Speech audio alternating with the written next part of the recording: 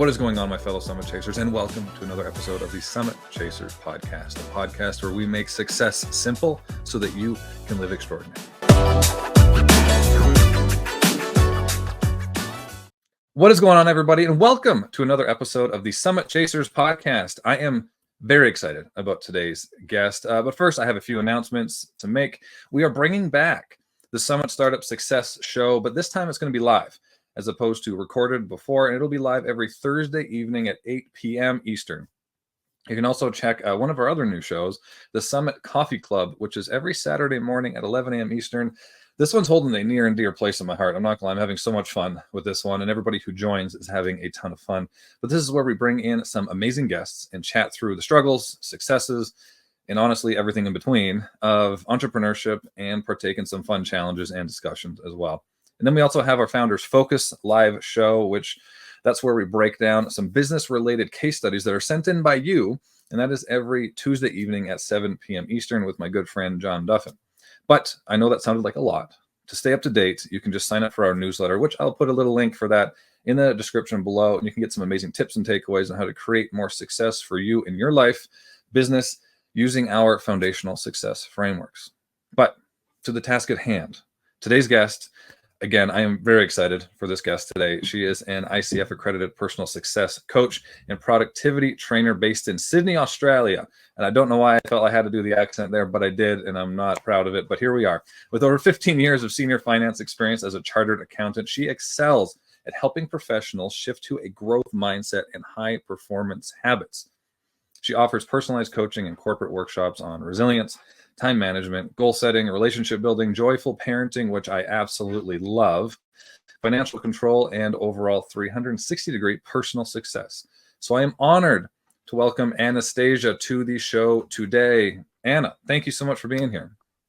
Thank you. Hi, Zach. Hi, Summit Chasers community. Thank you for having me.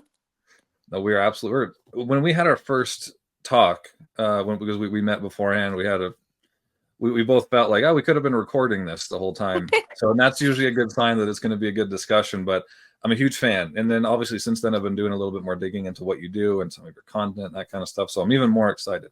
But first, and I had asked you this before we hit record, whether it was okay to discuss this, and you said yes, you're an open book, which I absolutely respect. But can you tell everybody a little bit of your backstory, where you came from, and how you got to living in Australia to begin with? Sure. So I come from Ukraine. 10 years ago, we packed all of our stuff, which kind of fit in 3 suitcases. We had 1-year-old child. When I say we, it's me and my husband. We had 1-year-old child who is almost 12 now. I have a teenager, my beautiful girl. So we packed everything in 3 suitcases all of our life from Ukraine and just moved to the opposite side of the world, which is pretty much the furthest point you can get from Ukraine is Australia and New Zealand. I think Fiji is probably the furthest, but it's very, very, very close to that kind of extreme. So and just bought one-way ticket and decided to start a new life. Obviously it was not that spontaneous, so we were planning the immigration. We were going through immigration process and we were planning the move. So we went through the whole permanent residency process and got our permanent residency paperwork, came here, but no friends, no jobs, no relatives, nothing, just limited amount of cash. And when I say limited, it's like literally limited. And Sydney is one of the most expensive cities in the world. Obviously it's, it was I think it was ranked second unaffordable city after Hong Kong. So it is pretty expensive city. So and we just came here and started new life, which is kind of, a bit of a story to how it shaped me as a person, how it shaped me as a coach, and how it developed that resilience and confidence that I'm actually coaching people nowadays. And that's a really great point. I mean, obviously that experience, it must have fostered a lot of that grit and resilience, but specifically to the skill, and I call it a skill, I call it a talent, because true coaching is a skill and a talent. It's something that can be learned and taught, but there's some things that these types of experiences bring to coaching that just reading books and learning and that kind of stuff just don't do. So what was it from that experience that allowed you to be the amazing coach that you are today? So I think it's pretty much so when you are like there is a difference between coaching and training, and I really like Mhm, to make it different because when you coach a person, it's not about a coach, it's about the client, it's about them. mhm, So I speak less, I listen more. So it's all about active listening. It's all about asking the right questions. When you're training, it's a slightly different story. So I'm mhm, training some skills, I'm training some tips and tricks. So my approach is a bit of combination of both, but to be a good coach, I think you need to have three things. Number one, you have to be curious about people, just generally. And I've been like that since I've been a little girl. So I've always been curious about people, just make me exciting. I don't know. I love to learn about people. So number two, you have to be a good listener. So you have to be a better listener than a talker, mhm, because you have to listen more. And number three, you have to have empathy. So you need to be mhm, empathetic mhm. person. You need an empathy, which for me was a huge game changer to understand that empathy, you don't have to feel to be in the person's shoes to Mhm, understand them or to be empathetic. What you need to do is that you need to give them space to feel what they feel. So mhm. you're not rushing through the process, not rushing through the work that they're doing, but rather just taking those powerful pauses and giving them time to space to feel what they feel and to process what they're processing. That's one of the, if not the best breakdowns of the most important aspects of being a good coach. And I mean that. And I've talked to a lot of coaches. It's because I love how you said that. Give them space and not Yeah, rushing the process. And the difference between the training and the coaching, like training is about the content. Training is about making them exactly. understand certain aspects and content, where coaching is about understanding them, and then Exactly right. utilizing. And how do you specifically then utilize this content, right, to for you, right? And again, I want to come back to what you said about creating that space. Can you elaborate a little bit more on how do you, as a coach, the difference between maybe a coach that doesn't allow that space and a coach that does? So, you know that most of us, so there are three levels of listening, actually. So, there is a superficial levels of listening, there is a middle level of listening, and Mm, there is a very deep level of listening. So, most of us operate at the first and second, 18 or 90% of the time. mm, Most of us never operate at the deep levels of listening. And deep levels of listening is actually when you are not creating a question in your head before the person finishes talking. So mm, it's, and when you think about it, like very often, before even mm. the person stopped talking, we're already trying to come up with a question. What are we going to Yeah. ask next? What are we going to comment on? What are we going to say? So we are never in that level three deep level of listening. We always want a level two or well, level one. Mm, So be given that space and being able to give that space, you always have to try to operate at level three of listening. So you don't come up with any questions. You listen till the end and mm, make a pause, and that's okay. And the pause is actually doing well for both a coachee and a coach, because a coachee can reflect on what they just spoken about, and a coach can now take that pause to reassess the information they've just received and come up with a question. So to like until you learn how to operate at that level of listening, it's very hard to give mm, that space. And I think not many coaches can do that. It's a skill, but it comes with practice. mm. There is some ego as well. Like you really need to, as the coach, you need to be able to control your ego, because you always want to have the right answers. And sometimes it's not because you want to feel good because you have the answers. Sometimes you feel like you feel like you already have the answer, maybe prematurely, and you really want to tell them, like you really want to help, right? And but then, like, and I love that point, because if you're coming up with those questions in your head as they're talking, you're missing half of what they're saying. You might hear the words, but you're missing what they're saying. And if you listen to the whole meal, so to speak, you could come up with the much more appropriate question. And you'd be surprised when you let somebody just talk, and then you let them finish, and then you pause. The introspection that they gain within that pause, they almost answer a lot of their own questions sometimes. Absolutely. And it's so powerful. Like Mm, it's one of the most powerful techniques in coaching, actually, to mm, sit back and just give him that pausing, that it's called powerful pausing, just give that opportunity for a silence to exist. mm, So yeah, it's probably one of those the biggest tip and trick how to develop that space for the client. And in terms of ego, it's actually a very interesting point, but And you know, I got this international accreditation, right, with one of the oldest academies, which is the Coaching Academy in London. Mm, So one of the biggest thing that they're teaching when you go through their process is that you have to leave behind the door two things when you start mm, working with the client. Number one is your judgment, and number two is your ego. So when I walk in into my session with the client, those two things stay somewhere in another room. mm. And this is really important, and it's actually really hard to do, especially with judgment, because we all are prone to judge other people. Like, this is a natural thing. Mm. So to work with that and to manage that and to control that and to be so self-aware as a coach is a bit of a skill, I can tell you. Oh, and that's where that I think that's probably one of, if not the biggest differentiators between an actual coach. I don't want to say, well, an actual coach, a good coach that can get the best out of people, to one that just read a book and now says they're a coach. Right? Yeah. One of the it's that introspective development of, okay, I'm putting my ego aside. This is for this person. This is for my client, and not jumping the gun just to make me feel like I know everything, right? And Mm. it's tough. It's tough when you see that in some coaches. And I could stay on this topic for a while, but I'm not going to, because it's a bit of a soapbox for me, Anna. So we're going to move on. There's one thing that in a lot of your content, and this is kind of a good Thank you. segue from what we were just talking about, is with some of your clients is finding out what their vision is. What do they want out of life? So Mm. kind of going back to your active listening and using those techniques, how do you see the best way to kind of, because again, we talk to a lot of clients, right? And we say, okay, what do you want out of life? And then they'll tell you, maybe what they've told their neighbors before, what they feel other people want to hear, or what makes them feel good in the moment. But it's not innately what they really want. What are some tips and tricks, or some strategies that you use to really pull back the curtain and find out what people really want? And then what are some things that people can do on their own to find out, what is it that I truly want to achieve? What is the type of life I want to live?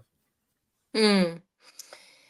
I love this question because actually the whole coaching process and everything starts with understanding your life vision. Hmm. Until you understand your life vision, it's very hard to define further goals. So defining life vision takes a bit of work, especially from the coachee perspective, because they need to do some self-reflection and journaling and just some thinking and show curiosity. It doesn't happen like in 3 seconds, and it doesn't happen even in this session as such. Hmm. So very often it would be a homework for people, and we would come back to that in the next session or so.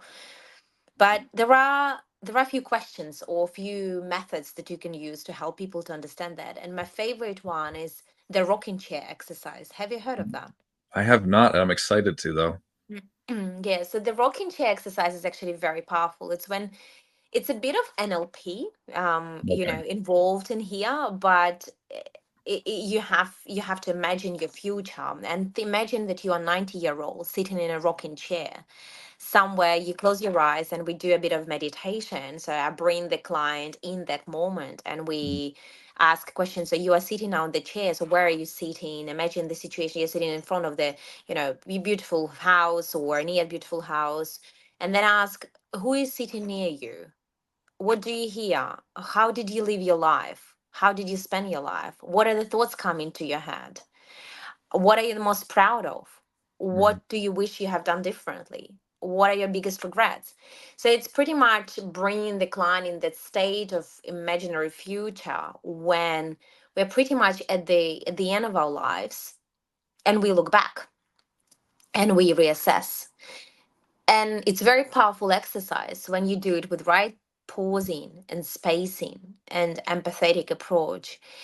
And very often and it's sad, but at the same time it's good, but very often people will understand that whatever they're doing right now might not be what they would like their life to look. Yeah. But it's sad from one perspective, but from another perspective, like, it's good when they understand that, because Mhm. understanding the problem is, is that how they say in medicine, understanding the diagnosis is 50% of the cure. Yeah. So that's exactly what it is. So the rocking chair exercise is very powerful. Another one is when I ask them, it's a bit of homework. So I ask them to lock themselves in the room, no distractions, no phones, nothing, and just take a piece of paper and write a story of my life for 30 minutes and, describe the most beautiful life that you would like to have. So how does it look? Be Mhm. bold, be brave, write some audacious statements. So this is not the time when you have to be humble at all, Mhm. because then we can work through the goals, we can trim it down, we can Yeah. go through that. So it's all about allowing yourself to be brave, to dream, Mhm.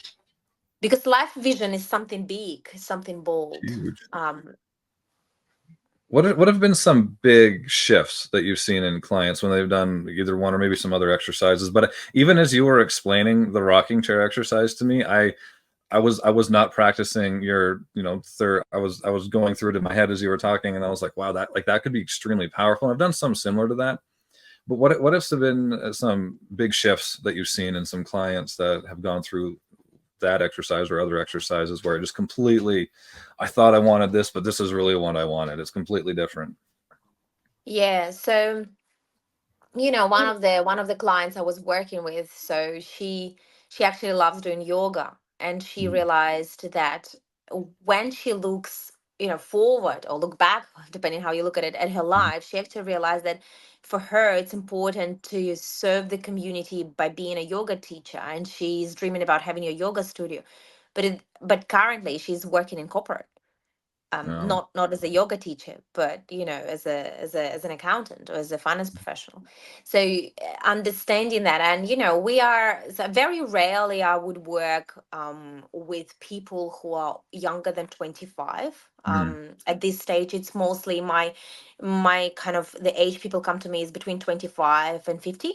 So Mhm. you're kind of not very young already, Yeah. and you understand that probably kind of half of your life, that lady was closer to 40s, so Mhm. half of your life is kind of gone. So the realization of some things can hit hard.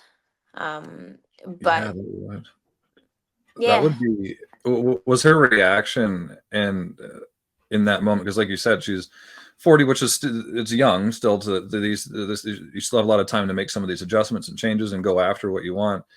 But it's still to look back and think, I've been going against my true passion and what is really going to make me happy, and the impact that I want to make on my community or the world or whatever it is.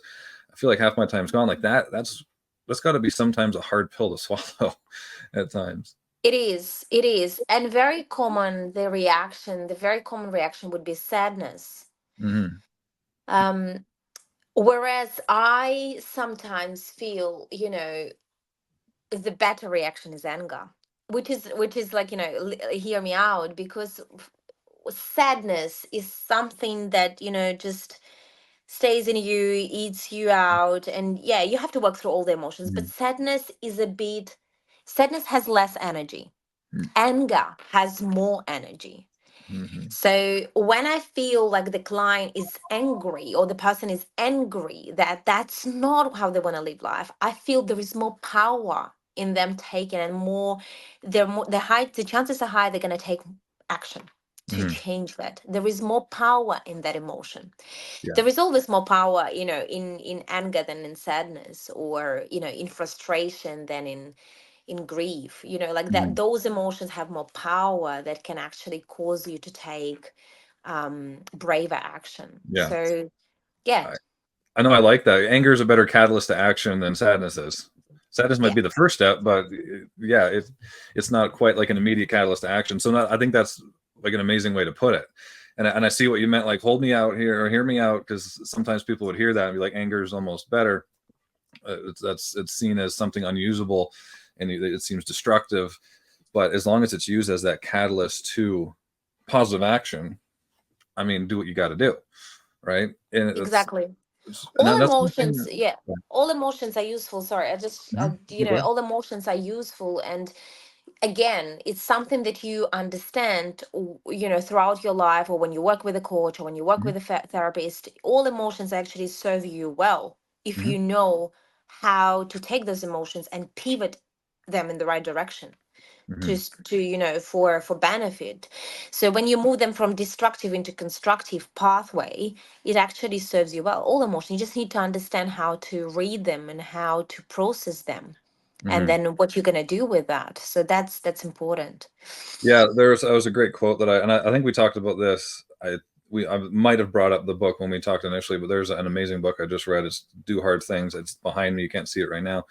But there was an iteration that when he was talking about their emotions they're just messages, and it's up to you to how you interpret the message, right? You don't ignore them, don't take them as face value every time either, but they're just messages, right? And then it's your job to Exactly. interpret it, and then what do you utilize? It's just data, like data you read from. If you're a business owner, you have a CRM, right? You read data and you use that to make the best decision possible. That's what those are. It's how you interpret them and how you take action on it.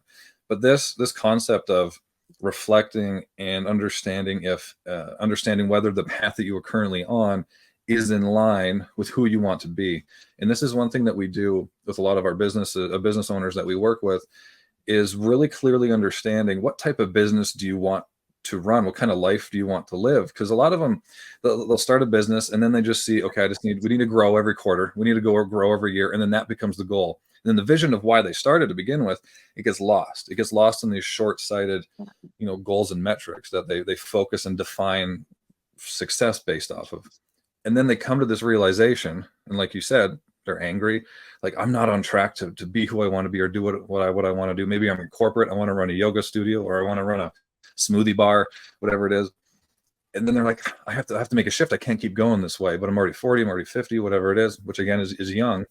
But what is your advice on that? They have that realization. What's the next first step? Take action, right? Take action. So my biggest advice is just take that clumsy, fearful, uh I don't know, funny, whatever you might call it, weird action, but just take it. Mm-hmm. So first step is the hardest in Mm-hmm. everything you do. It's psychologically, first step is the hardest because you're breaking the pattern of comfort. So Mm-hmm. you are pretty much putting yourself, and what it happens is that, we can go in a bit of physiology and talk about the brain, and there is amygdala and there is prefrontal cortex, and they all kind of battle each other. So amygdala wants to keep you safe, and PFC is the prefrontal cortex that actually is responsible for your growth, for your exciting future and everything. So amygdala is always working, it's always alert, because that's the main thing that keeps us safe and Mm-hmm. protected, whereas PFC you have to activate. So it Mm-hmm. doesn't by default operating. So to activate your PFC you have to start doing exciting action, and then your prefrontal cortex becomes excited. Oh, I love it, my life is looking good. So it's cause and effect, as you said, but you have to inject that initial action for your brain to start Mm-hmm. loving the change. But to do that first action is psychologically the hardest. Mm-hmm. It's the hardest thing. And that's what I see with all my clients, that I've experienced myself. To start doing something different is just unbelievably hard. So my recommendation would be, just don't overthink. Just do it. You don't need, and that's the thing. People think they need all the courses, all the knowledge. Yes, you might buy a course here and there. You might buy a book and read it. You might listen to some podcasts, but you don't need another degree. You don't need Mm-hmm. an MBA. You don't need that to start taking action. You know what you need to know. It's already here. What you're lacking probably, which we all do, is that courage to take the first step. So that's my recommendation. Just do the first step, because the second one is going to be easier. And the third Mm-hmm. one is going to be much easier. And it's going to be, practice makes perfect. Every next step will be better and will be easier. But you're already going to be few steps ahead of the people who probably haven't even taken the first step. Mm-hmm. Mm-hmm. Yes, it's interesting, that concept of not all inertia is positive.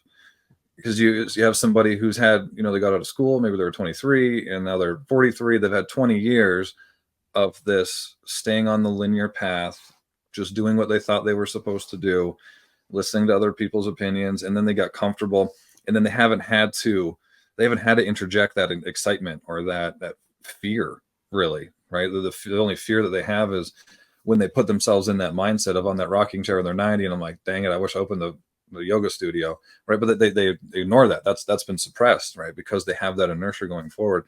So to break that initial pattern, right, and shift that inertia somewhere else, what is, obviously taking action is the first thing, but does that first thing need to be, like in this case, that individual quitting their job, or is there maybe a more, like, how do you pick that first step, I guess is my question. So my recommendation, because I'm a finance professional, right? So I am slightly conservative. I wish I was like, this crazy person who just quits and just does Because all that's the me. crazy things. Oh wow, you Together I have we'd to be right in the learn. middle. I'm I have to learn that. But no, I am, I'm quite cautious, I always calculate my risks. yeah. And that's just, I've been doing finance for 15 years.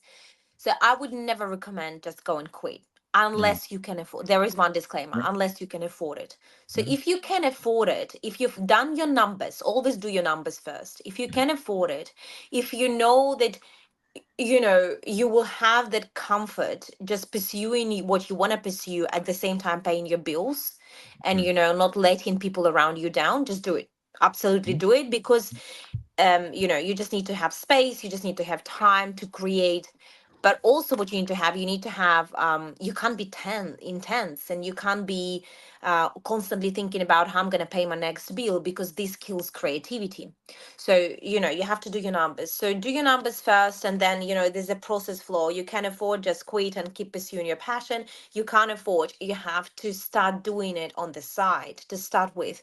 You have to start taking little actions. If it's a yoga studio, you have to understand, okay, what do I need to have a yoga studio? Do I need to rent a place? Can I do it at my home? Do I just need to do some marketing and advertising? Do I have everything as my credentials to become a yoga teacher? Do I need, what do I need to buy? What Mhm. equipment? Do I have enough space for my clients? Can I start doing it on Saturday? Can I start doing it on Sunday?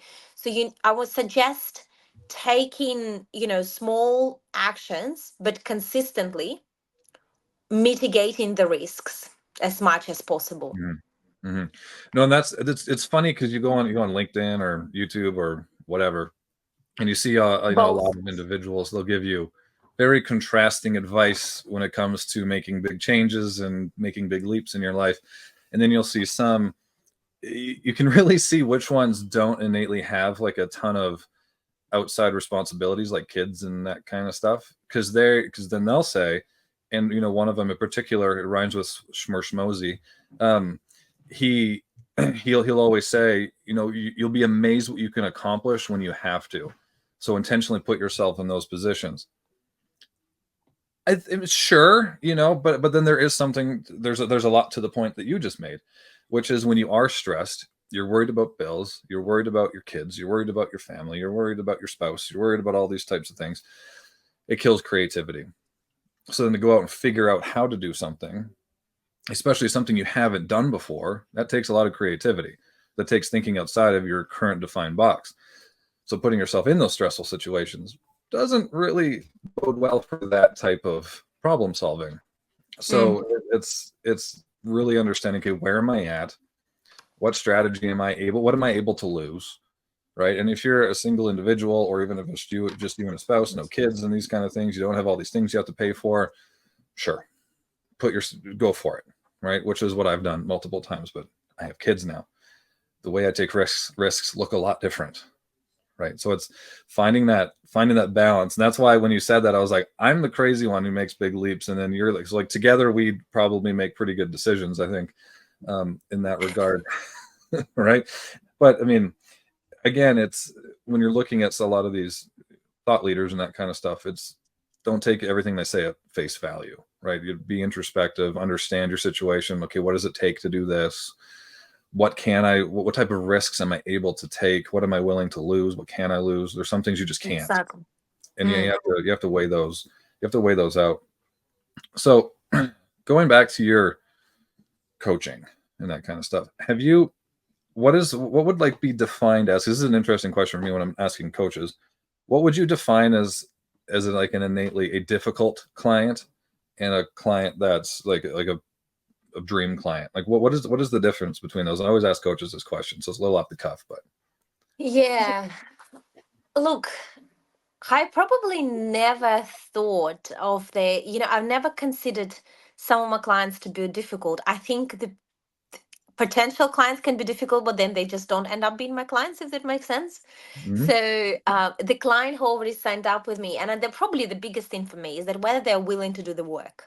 So Mm-hmm. that's probably the only thing that I will say can kind of my definition of being difficult. But then I usually test it in my free first consultation, Hmm. how committed they are to do the work. Because I always say, I am a car, but I need, but you are a driver. So I'm Hmm. gonna take you from point A to point B, but you're gonna put on the accelerator.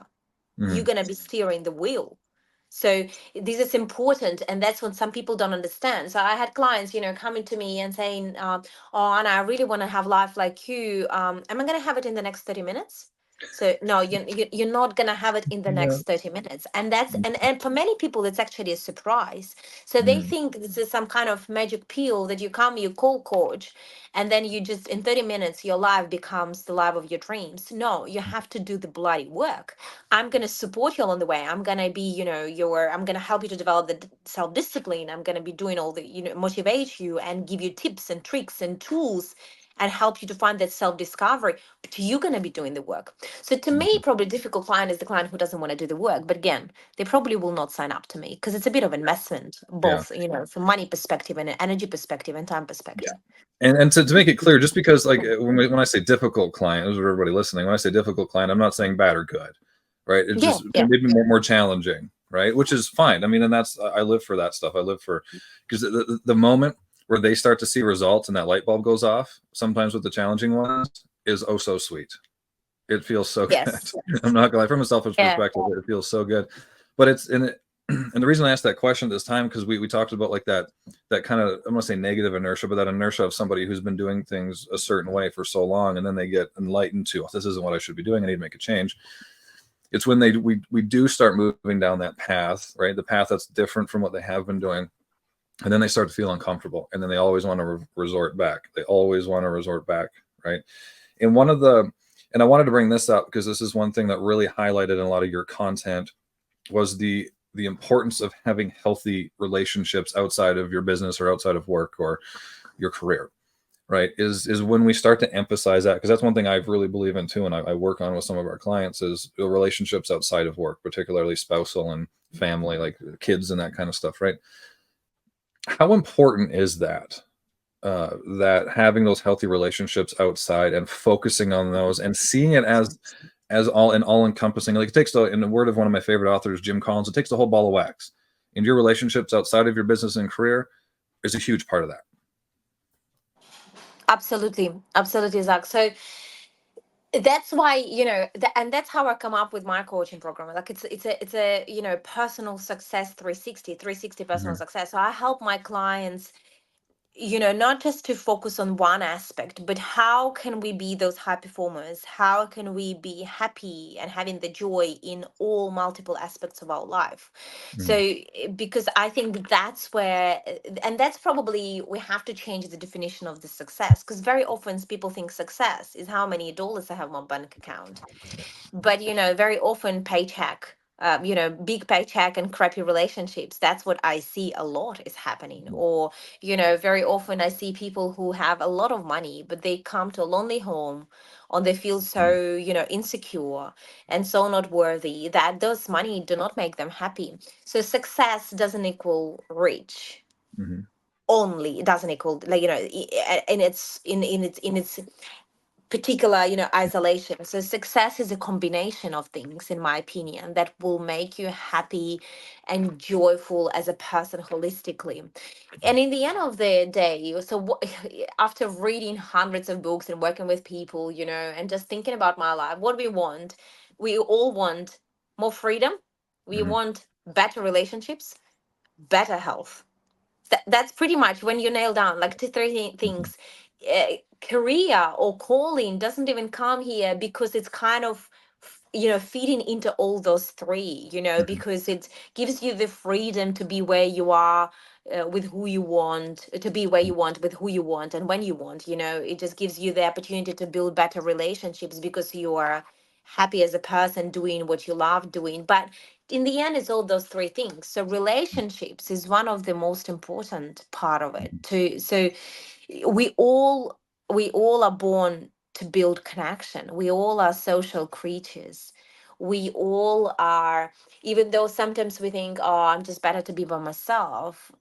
No, but we all are longing that connection. We all are longing that meaningful relationship in our life. with at least one person, because Hmm. that's just inside, that's innate to our nature. Hmm. So to me, it's just one, like I usually focus a lot of my, my life and my energy on making sure my relationships with, those w- top 5 people in my life are top notch. That's Hmm. very important. Yeah. Well, it's a support system. Like it's lonely. I Exactly. mean, if you're a founder or if you're an executive, even sometimes if you're just a frontline manager or something like that, like it can be lonely. It can feel really lonely. You're surrounded by people, but that doesn't mean you have a connection to them. And if you do have a connection with them, sometimes it's whether it's, especially if you're a boss, right? You feel like you have a connection with the people underneath of you, but really you're just their boss, right? You're trying to get an outcome. You're trying to create an outcome as a team, but Yeah, it's not. You don't have that. You can't lean on them. You have a bad day at work. You can't go and talk to them about it, right? You're not feeling absolutely. well or whatever it is. You can't lean on them. And it's funny that you mentioned like those three things that are so important to us, right? And we started out as our jobs and our careers and making money and that kind of stuff. It was to create these as a byproduct, but these were the goal, right? That's the goal. Exactly. Now like we're stuck on like the vanity, like the vanity metrics, like followers and money in the bank and this kind of stuff. And if we make that the only goal and sacrifice those other things, we feel just as empty, right? Because that stuff was meant to make it easier and able to be more successful in those other three areas: relationships, health, and connection. What was the third one? Relationships, health, and And freedom. freedom. That was the other one. I don't know why I didn't think of that one. But yeah, it was supposed to be a byproduct. So it's really interesting how we just forget about that. A lot of people do. They forget about that and they Yes.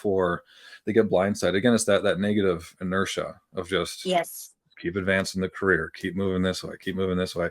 You don't realize how hollow it is, really. And a lot of times, unfortunately, unless you meet Anna, you realize I want to say too late, but you do realize it late. And especially when it comes to kids, like if your kids are, you've been semi-absent and they're 16, 17, like you have a lot to make up for This is I was actually thinking about, like, I'm gonna be doing my next video on it. YouTube, Mhm. and I want to record something about the, how precious the time is. And Yeah. I'm because I'm a productivity trainer, right? So I'm obsessed about, just giving all those analogies about the time and the fact that you have, only 166 hours in a week. So, if Mhm. you just remove the hours you sleep, you're probably going to be left with 100 hours in a week. So spend them intentionally. And I have tools and, Mhm. my methods, what I, how I help people to be efficient and effective with how they spend time. But what's really like was eye opening to me when I thought about, okay, how many summers do I have with my kids left? And my daughter is almost a teenager, right? So she's 12. I'm like, okay, so by the time she's 18, 19, I doubt she will want to go on the summer holidays with me, right? So Mhm. Never know. she might, but for a week here and there, but Mhm. she's going to live her own life when she's Yeah. 19, 20, right? So I have how many? 6 summers left with my daughter. Mhm. So, and when you count it, even if she spends the whole summer, 3 months, 90 days, and you multiply by six, how many days, really? And that's when I just thought about it. I'm like, for me, it was, I almost had tears in my eyes. And I'm Mhm. like, people, you have to think about, the kids. And it's for me, it's, and I know it's tiring. I have 2 kids. I have 3-year-old boy and 12-year-old girl, right? It's tiring. It's hard.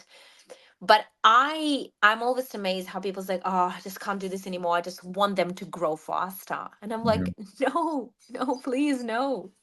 Yeah. Well, you want that until they do, and then you're like, oh, I wish that they were.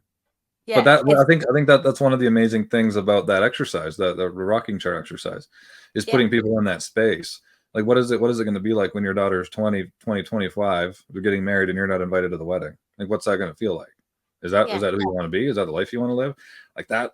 I just asked that question arbitrarily right now for this podcast, and that hurt because I'm thinking about yeah, that. Like, what if my daughter was saying that, right? Like, it it's not a good feeling. But again, I think doing this, and when you said, innately you work with, 25 and older, those types of questions, like you should be asking yourself, you should go through exercises like that, even if you're 18, 19, 20, to, all throughout your life, right? Intermittently, because it can change.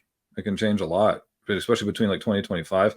I could have done it every weekend and I would have had different answers to the questions, but yeah. it would have forced me, I think, to make more intentional decisions, right? I don't regret any of my decisions at the time, and I'm not saying that, but um, I think some people would. I think some people really would. So I think that's a really powerful thing. Yeah. Yeah. Hmm. This got deep, Anna. What were you gonna Yeah, say? this, Sorry, you were this, gonna say something. that's always what happens when, you talk to me. I love deep stuff. I'm Yeah, not a big fan of superficial things. I love deep stuff.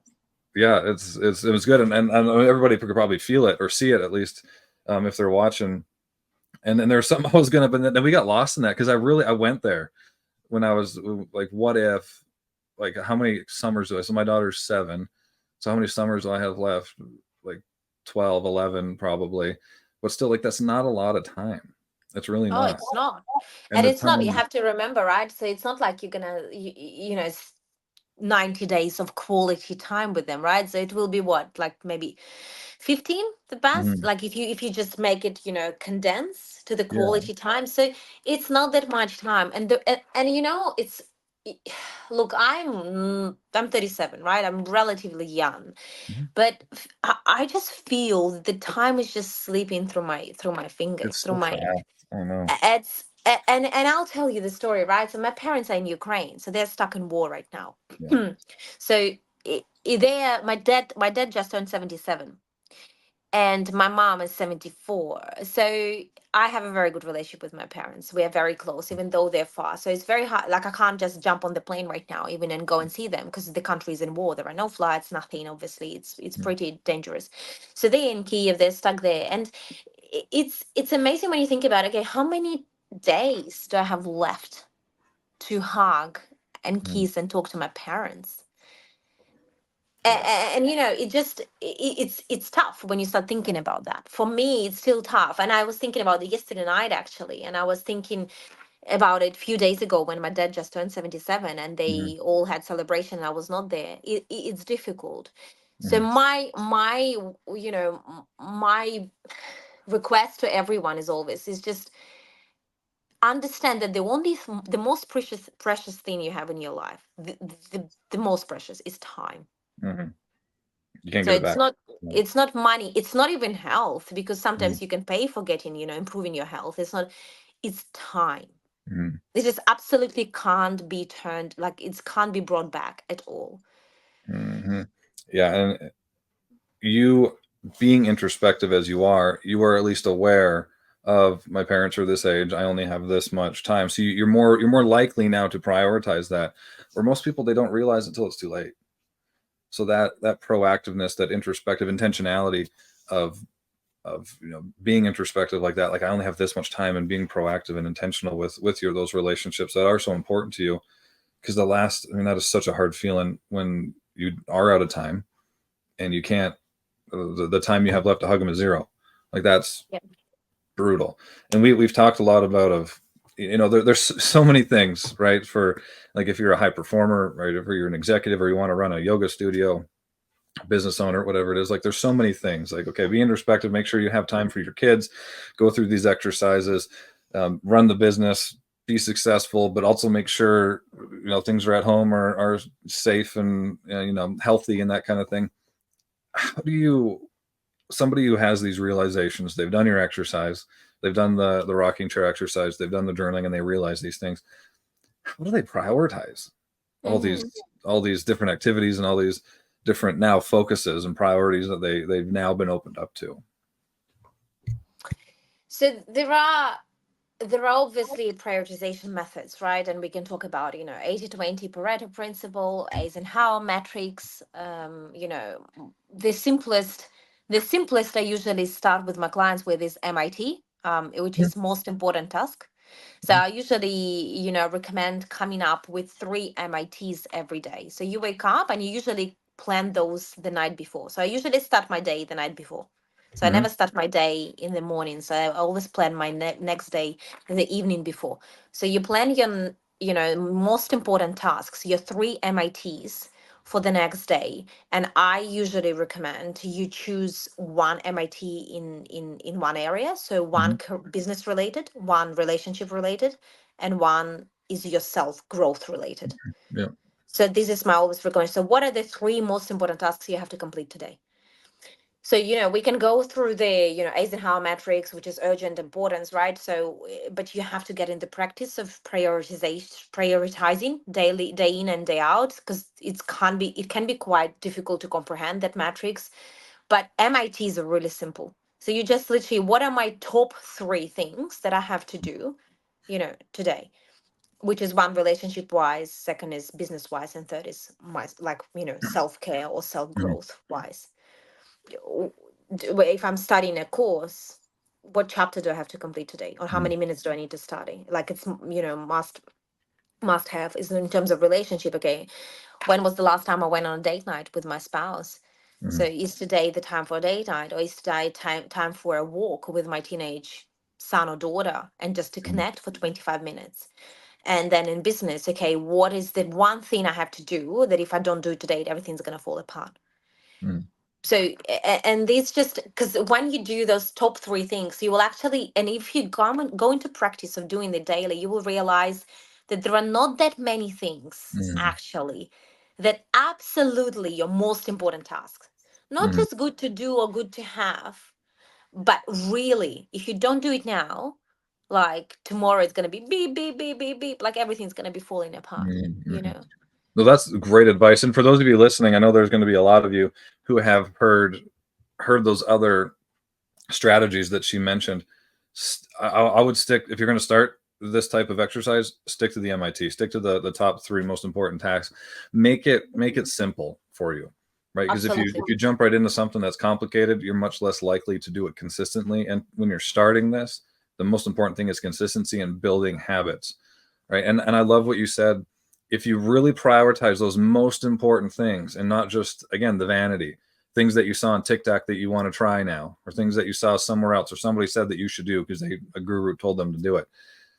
Those aren't going to be the things that hold you together. They aren't going to be the things that generate these types of habits. Like, if you really narrowed it down to those three things, and really it's one thing in three different buckets, you'd be really surprised, like how much time, how much mental capacity we waste on things that really aren't that important innately. Absolutely. Yeah, and I think it's a good exercise in that. Yeah. Sorry, go ahead. And another thing is that what many people just think that they measure the quality with quantity, Yeah. whereas it's not. Yes, in some cases it can, one can translate into another, but Mhm. very often it's about quality. It's about quality time, and especially comes to the relation when it comes to the relationships. So when I'm not trying to be a mom who is with my two kids 24/7, and I'm Mhm. there with them nonstop, and I'm there because I know it's not possible for me to give my best 24/7 to them. Mhm. It's not possible for anyone.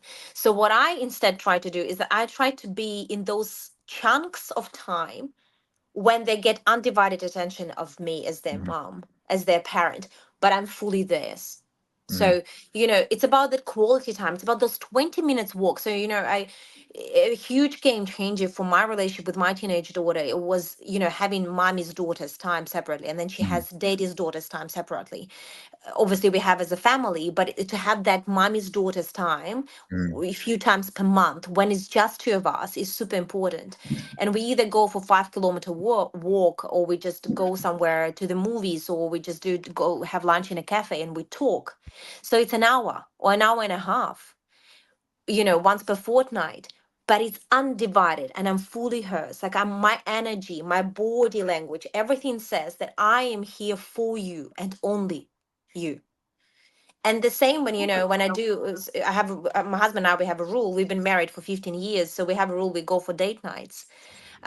Despite the fact that we have no family around, so we have to organize babysitter, we have to schedule for it, Mhm. we have to be really organized. But to have those 2 hours once per fortnight, we do that, or just me and him, of undivided attention and connection, is just, it's a huge game changer. You don't have to spend with someone like time non-stop. You Mhm. don't have to be in the business, you know Monday to Sunday non-stop, just you Mhm. need to learn to delegate. You need to learn how to trust people and only be there in those small chunks of time, giving, value adding inputs in the right moments Mhm. with the right energy.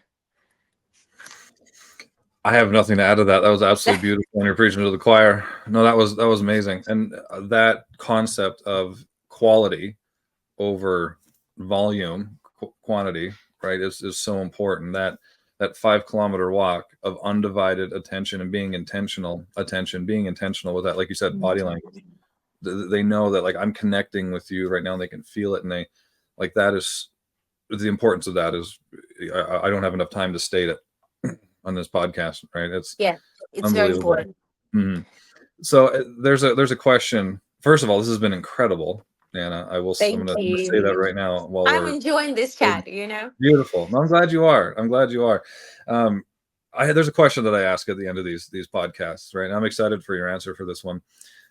What is the next summit that you are chasing, Anna? Oh, look, I'm on the at the initial stage of developing my first online course, Ooh. which is gonna be, the personal success online course. Mhm. That I would like, just to probably develop in the next 4 to 5 months. I'm Mhm. just starting. I've never done this before. So this is the first thing. This puts me completely outside of my comfort zone. I'm just learning more than you can imagine, but I'm Mhm. really excited. Like I just, I think like it's at the back of my mind all the time. So I Mhm. already have proof of concept, I have the ideas, but it's just about putting it all, Mhm. it's splitting the big monstrous tasks into smaller Yeah. chunks and just Yeah. doing it one by one slowly, and then you'll see, you climb the Everest in the end. So yeah, Exactly. so that's what my biggest thing for the next probably 5 months in terms of my business and in terms of, me as a coach. But yeah, that's probably, I have personal goals, I have fitness goals. I'm actually learning now in terms of fitness goals. I'm learning to do pull-ups more than one. So Nice. I want Good. I want to do at least two and three. And yes, it might sound weird for people who can do 20, 30, but for women it's quite difficult. Mhm. Um, Mhm. and I used to be a dancer for 17 years, so my core and legs are very strong, but my upper body is not. So I'm on a path now, so I can do one, but Yeah. I want to do two and three. So I have some goals in all aspects of my life. That's good. I mean, setting yourself like those challenges, those are huge. And I know what you said, it seems silly to some people, but it's something you can't do now that you're going to challenge yourself to be able to do later. And putting yourself Yeah, in more of those situations, again, you're just building a pool of proof that you can figure things out and accomplish things. Right. And yeah. I will have to get you back on when you're about to launch your course to promote it. I'm very excited for that. And I know that it's going to help a lot of people. It's going to help a lot of people. And you're going to be doing 5 to 10 pull-ups in no time. I know it. I wish, but I'm working towards, that, and Yeah. and that's what I want to say. It's about competing with yourself. Mhm. So many people, and it's very, very hard to stay away from the comparison bias. So for me, it was actually one of the hardest things, is because I'm a high performer and high achiever, and looking at people, and I usually compare myself with people who like miles away up from me, Yeah. and I'm like, but how come I'm not? So Mhm.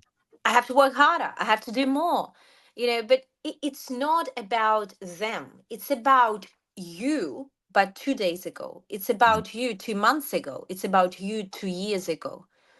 So Mhm. it's very important. And that's the concept that I had to learn myself. And I actually introduced my teenage daughter. So it's not about what other people do. It's about how you have grown. Mhm. So she's doing the swimming squats. She's a very good swimmer, and she's doing the swimming carnivals when they measure the speed, how Mhm. she's doing freestyle. And before she would, and obviously it's a competition, right? So it's the Mhm. best and the first. But I said, and she would always come third in her school. She would always come third, and she's like, oh, I really want to be first. I'm not a winner. I said, but then how about you look? What was the speed of you swimming 50 meters a year ago? Mhm. And if you came 1 second faster, you're already a winner. If Mhm. you came 2 seconds faster, you're a double winner. So for her, it was a concept she had to embrace. And now she's comparing herself with herself a week ago, 2 weeks ago, because that's the real challenge Mhm. to grow as a person, to overcome your weaknesses, to overcome your, moments of despair when you don't want to do anything. Mm-hmm. rather than just looking at other people's, because you don't know their pain, you don't know their starting point, you don't know what they've been through to be where they are right now, Yeah. and you won't be able to do a smart analytical comparison. Mm-mm. No, we're comparing our average to other people's highlight reels most of the time. I love it. Especially social media. That's what we do. And that was tough for me too, to do that, because I'm a professional athlete in a few different sports. And I recently started working out quite a bit again. And I'm comparing myself now to when I was a professional athlete. So I'm kind of stuck in, like, I gotta readjust which me I'm comparing myself to when it comes to my fitness. So I've had to struggle with that too. And even coming out of being a professional athlete and just working out just to be healthy, that was tough for me too, because I was always comparing to, I always had something to train for. I had something on the calendar to train for. So it's like shifting your, like, why are you doing this? Like shifting your why. So I need to go sit on the rocking chair. That's what I need to do when it comes to my fitness. That's what I need to do. It's been great. Yes, why? And that's exactly right. So I was working with one of my clients, and he came to me and said, I want to do 10,000 steps per day. I said, why? And then he's like, oh, I just want to look good, I just want to look good, and then I just want to do those. And I, why? And we spent, I think, 25 minutes to get to his real why. Mm, And once we got to his real, and he couldn't get to that stickiness, so he would start mm, doing fitness and then drop, start and drop. So we had to find his why to connect him emotionally to mm, that goal. So once we figure out that his main why is just to be fit, running around his two beautiful kids, and mm, being able to travel with his wife and kids, and be active for as long as he can, this actually fueled his motivation, and he mm. is now exercising for like what, year and a half nonstop. He Yeah. got to those steps and he's fit. And so yeah, it allows for, once you understand your real why, it allows for stickiness to Mhm. stay. Yeah. Well, and it gets through that initial, because that's the thing with like discipline, right? Too, it allows you to be more disciplined at the beginning, at least a big portion of the beginning, until it turns into a habit. So he's been doing it for a year and a half. He's been exercising consistently for a year and a half. At this point now, it probably feels more weird for him not to exercise. But he got Yes. to that point. He was able to get to that point because he was really clear on why he wanted to do it. And that allows Yes. for your discipline muscle to be stronger, so to speak. So when you do wake up in the morning, like, I don't want to do my walk or my run or my exercise, and then you have that why in the back of your head, you're like, if I don't do it, I'm not going to be able to chase my kids around. My back's going to hurt. I'm not going to be able to walk my daughter down the aisle or play with my grandkids, whatever your thing is. And it gets you moving again. It goes into action, right? It gets you going, moving into action. Because it's also, we talked about anger at the beginning of the podcast, anger being a good kind of catalyst to action, but so is fear of not being able to be the person that you want to be. Like, that's a Yeah. strong catalyst as well. So I'm not advocating, to play, the worst case scenario in your head all the time, because that brings up a whole other can of worms. But it also can be the fear of not achieving or not being the person that you want to be, and what the outcome of that could be. I mean, that's another Absolutely. thing. But you have to understand what your why is to even get in touch with that, like truly get in touch with that. So Yeah. this has been amazing. This is my recommendation always to people, is that Mhm. your why will help you to push through the days when you just feel like quitting, Mhm. especially when you start building a habit. Because usually so when you start building a new habit, by the week number 3 you want to give up. So that's where the toughest week is, week 3 through week 3, week 4. It takes on average, as you probably read, James Clear book on the Atomic Habits, but it takes on average 70 days to build a habit of consistent effort. Mhm. So my recommendation is, obviously, if you want to build a habit, you just have to commit to stick to it for 70 days at least. And there will be week 3, week 4, probably, when you want to quit. Like, it's like I call it, it's like a withdrawal. Yeah. You go through, Right. you just, I can't do this anymore and everything, but so your why can be a massive help here to Mhm. push through. Obviously, when you have a coach, when you have someone to help you to stick to that routine, that's amazing. But if not, just rely on your why. That's why you need to be so emotionally invested in that goal. Yeah. And be really clear on what it is, because to your point, you had to work with that individual for 20, 30 minutes to get them really clear on what that was, where most people's, it's like, find out what your why is. Okay, cool. Well, I really want to look good in a bathing suit. All right. Well, that's great. I'm sure you do. Right. But is that powerful enough? Is that truly ingrained in you enough to get you through that like you said, I think that's a perfect way to put it, that withdrawal, right? And this doesn't just go with fitness too. It could be with reading and studying. It could be with just, your diet. It could be with, performing a certain way at work, whatever it is.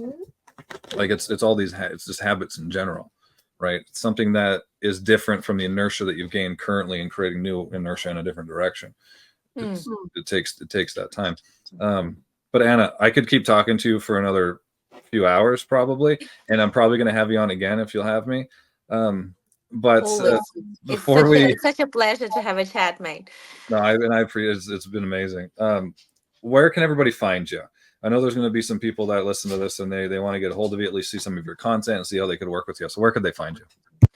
LinkedIn and YouTube, my top two platforms. And you literally type Anna Lehman, so whatever you see the name, and you'll find me on LinkedIn. I'll come up with the bright yellow photo. And the same on YouTube. I just launched my YouTube channel 5 weeks ago now. Which again, yes, it was a bit of a journey, I can tell you. It's hard. It's obviously still hard, but again, the first step was the hardest. And you're at that 4-week mark. You're just going through withdrawals right now. It's actually easy. It's just, you just got to get through this next few weeks. Yeah, right. I actually had withdrawal last week. Yes. Okay. So you're getting past I was very close to quitting, But I pushed through, I'm just as a human being, as a normal person, as we all are, other people are listening to us. So yes, it was tough. So YouTube and LinkedIn, guys, you can find me if you need me, and just, there are all the details, website, everything. You can connect with me. Beautiful. And we'll make it really easy on everybody who's listening or watching to this. I'll put it in the description, put all the links to those in the description down below. But Anna, again, I can't say that enough. This was absolutely beautiful to have you on the show. People are going to get so much out of this, and I can't wait to share it with everybody. But for everybody listening, thank you so much for being here. Take away all these lessons that Anna shared with us today and go check her out on those links down below on her YouTube and in her LinkedIn. Her content is amazing. But until next time, everybody, keep chasing your next summit.